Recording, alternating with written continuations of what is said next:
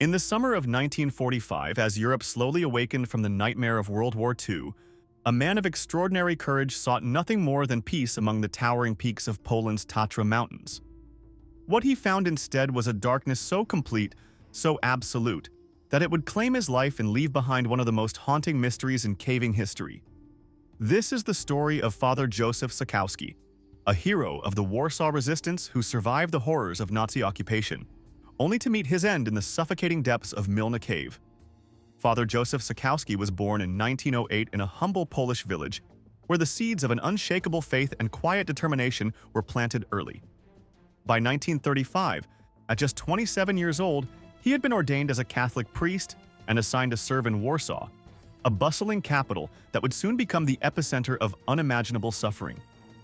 When the German bombing campaign began on September 1, 1939, Father Joseph watched his church reduced to rubble, his congregation scattered like leaves in a violent storm. But rather than flee or despair, he did what few would dare. He stayed. For 6 long years, Father Joseph became a ghost in Nazi-occupied Warsaw. He smuggled food past armed guards, orchestrated daring escapes through underground networks, and gathered precious funds to bribe captors into releasing Polish prisoners. His cassock became a disguise for rebellion, his prayers a cover for resistance. The Gestapo knew of his activities. They hunted him relentlessly. Yet somehow, through providence or pure determination, Father Joseph eluded capture while saving countless lives. He had become both savior and target, a man who walked daily on the razor's edge between life and death. By the time Warsaw was liberated in January 1945, Father Joseph had given everything to the cause of freedom. His body was worn, his spirit tested beyond measure. At 37 years old, he looked like a man twice his age. When the guns finally fell silent, Father Joseph made a decision that would ultimately seal his fate. He needed to heal, not just his body, but his soul. The Tatra Mountains, with their pristine peaks and endless valleys, called to him like a siren song. In July 1945, he arrived in Zakopane, a picturesque town nestled at the foot of these majestic mountains where his sister had made her home. For weeks, he spoke of nothing but the trails that wound through the valleys, the cliffs that scraped the sky, the profound silence that promised to wash away years of horror. His sister watched him carefully.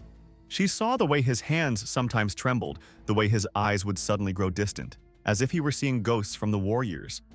The mountains, she hoped, would bring him the peace that had eluded him for so long. On the morning of July 25, 1945, Father Joseph rose before dawn. He methodically laced up his hiking boots, sturdy leather that had seen him through the streets of occupied Warsaw. Into his weathered backpack, he tucked a guidebook to the local trails, a small lunch, and his breviary for evening prayers. "I'll be back by 4 o'clock," he promised his sister, kissing her forehead with the gentle affection of a man who had learned to treasure every goodbye. "Don't wait dinner for me if I'm a few minutes late. You know how I lose track of time in God's cathedral." Those would be the last words she would ever hear him speak. The morning mist clung to the valleys as Father Joseph set out alone, his figure growing smaller against the vast landscape, until he disappeared entirely into the wilderness. Hours passed. The sun reached its zenith, then began its slow descent toward the western peaks. 4 o'clock came and went, then 5, then 6. As shadows lengthened across the valleys and the first stars began to pierce the darkening sky, his sister stood at her window, scanning the horizon for any sign of movement. But the mountains kept their secrets well. For reasons that remain unclear to this day, the Tatra Volunteer Search and Rescue Service wasn't notified of Father Joseph's disappearance until July 30th, 5 precious days after he had vanished. When they finally mobilized, it was with the grim knowledge that the window for finding him alive had likely already closed. 8 separate expeditions were launched over the following weeks. Seasoned mountain rescuers combed every trail, every ridge, every hidden valley where a lost hiker might have wandered. They called his name until their voices echoed off the stone faces of the peaks. They searched until their boots wore thin and their eyes burned from scanning endless terrain. But the mountains offered nothing in return. Father Joseph had vanished as completely as if he had never existed at all. January 1947. More than 18 months had passed since Father Joseph walked into the wilderness. The search had long since been abandoned. his disappearance relegated to the growing list of unsolved mysteries that seemed to plague post-war Poland. A naturalist, whose name has been lost to history, was conducting research in one of the region's most remote valleys when he made a discovery that would finally solve the mystery and reveal a tragedy far more horrifying than anyone had imagined. Deep within the twisting passages of Mylna Cave, among the jagged rocks and perpetual darkness, lay the remains of Father Joseph Sikowski. Mylna Cave is not a place where the living are meant to linger. Its horizontal network of tunnels extends for more than a mile beneath the earth, forming a maze so complex that even experienced cavers treat it with profound respect. The passages shift without warning, forcing explorers to crawl on hands and knees, to squeeze through openings barely wide enough for human shoulders, to navigate by touch and instinct in chambers where no light has ever shone. The cave maintains a constant temperature between 50 and 70 degrees Fahrenheit, with humidity levels that hover at a suffocating 100%. The air itself seems to cling to your skin, your clothes, your lungs, thick and heavy with moisture that never evaporates. Every breath feels labored, every movement amplified by the oppressive atmosphere. When authorities examined Father Joseph's remains and personal effects, they were able to piece together the final, terrifying chapter of his story. He had entered Mylna Cave with only a single light source, a flashlight that rescuers determined had been partially damaged even before he began his descent. Picture, if you can, what those final hours must have been like. Father Joseph, exhausted from years of war and seeking solitude in the mountains, likely discovered the cave entrance while following an unfamiliar trail. Perhaps it seemed like the perfect place for quiet reflection, a natural cathedral where he could pray without interruption. But caves are deceptive. What appears to be a simple shelter can quickly become a labyrinth of confusion. As Father Joseph ventured deeper, following passages that seemed to lead somewhere but ultimately led nowhere, his damaged flashlight finally failed completely. In an instant, he was plunged into a darkness so absolute that it defied human comprehension. Not the darkness of a moonless night where your eyes might eventually adjust and pick out shapes and shadows. This was the complete absence of light, a black void that pressed against his eyeballs like a physical weight. Panic must have set in immediately. In complete darkness, even familiar spaces become alien territories.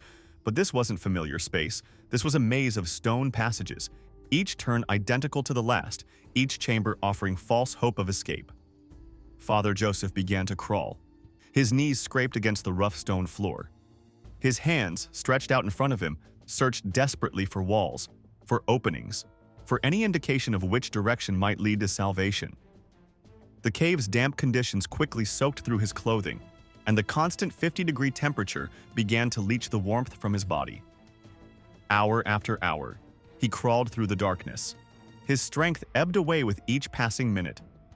Hypothermia crept through his limbs like a slow poison, making his movements clumsy, his thinking clouded. The same determination that had sustained him through 6 years of resistance work now drove him forward through passages that seemed to multiply rather than diminish. Experts believe he survived between 12 and 20 hours after his light failed, long enough to travel nearly 1,000 feet from the cave entrance, deep enough into the maze that rescue would have been nearly impossible even if searchers had known where to look. When the naturalist's discovery brought authorities to Mylna Cave in January 1947, they found Father Joseph's body pressed against the jagged walls of a narrow passage, his limbs contorted by his final, desperate attempts to find a way out. His clothing had deteriorated into moldy tatters, but his wallet still contained his identification papers, and the trail guidebook remained tucked in his backpack, a poignant reminder of the simple mountain hike that had become his tomb. The recovery of his remains presented its own nightmare. The narrow confines of the cave made it impossible to extract his body intact. In a grim echo of the dismemberment that had defined the war years he had survived, rescuers were forced to dismantle his remains piece by piece to bring him back to the surface. Deep beneath the limestone hills of Northern Hungary lies one of Europe's most magnificent underground worlds, Baradla Cave. Its main passage stretches over 4 miles through the darkness, with chambers so vast they could hold 1,000 people. Within this subterranean maze, stands the world's tallest stalagmite, a 122-foot monument to geological time. But on New Year's Eve 1965, this natural wonder would become the setting for a tragedy that would haunt Hungarian caving for decades. The Romer Flores Cave Exploration Group wasn't your typical weekend hiking club. These university students had spent years mastering the art of underground navigation in Hungary's treacherous karst caves. Their leader, a Benedictine monk named Walter, was a seasoned explorer who'd guided countless expeditions through the country's most challenging underground systems. Their training was relentless. Every weekend found them descending into rocky terrain, learning rope techniques and the delicate balance between conquering nature's challenges while respecting its power. Unlike today's cavers with their advanced waterproof gear, they relied on layered clothing and carbide lamps, the cutting edge of 1960s caving technology. For their ambitious New Year's expedition, Walter had planned something special, a 5-day underground camping trip culminating in a journey to the Hungarian-Czechoslovakian border, deep within the cave system's most dangerous section, the Styx branch. The first 3 days passed without incident. The group explored side passages, practiced difficult techniques, and built up to their ultimate challenge. But the Styx branch wasn't just another cave passage, it was a water-filled gauntlet that tested even the most experienced cavers. On December 31st, as midnight approached somewhere far above them, the most skilled members of the group prepared for their border crossing. The less experienced stayed behind at base camp, understanding that what lay ahead demanded absolute precision. The air felt different as they approached the Styx branch. Thicker, more oppressive. Water levels were slightly higher than usual, but nothing that seemed immediately threatening. Walter led the way as always, each caver following in careful succession, mindful that a single misstep could plunge them into freezing water. The greatest challenge awaited them in the lower siphons, 3 constricted sections where the ceiling dipped so low that passage was only possible underwater. One by one, they ducked beneath the surface, feeling their breath stolen by the shock of cold water, their carbide lamps flickering dangerously in the damp air. These underwater passages were moments of pure vulnerability. Even experienced cavers felt their hearts race as they navigated blind through the flooded tunnels, trusting in their training and the knowledge that air lay just meters ahead. After the final siphon, they emerged into a section where they could finally stand upright. The rusted iron gate marking the international border was just ahead, their goal within reach. At the farthest edge of their underground world, separated from Czechoslovakia by nothing but ancient iron bars, the group paused to celebrate.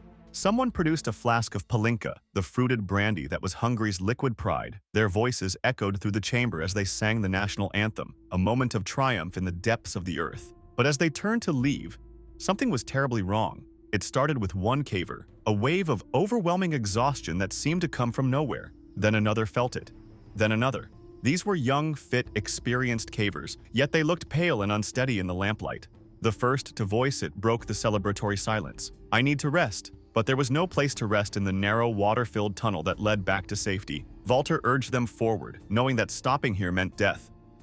The student nodded and pushed ahead, but within steps, another caver stumbled and dropped to his knees in the freezing water. Behind him, a third swayed and fell. One by one, they began to collapse. The conscious cavers tried desperately to help their fallen friends, dragging unconscious bodies through the narrow passages. But it was happening too fast, affecting too many. The math was brutal and simple.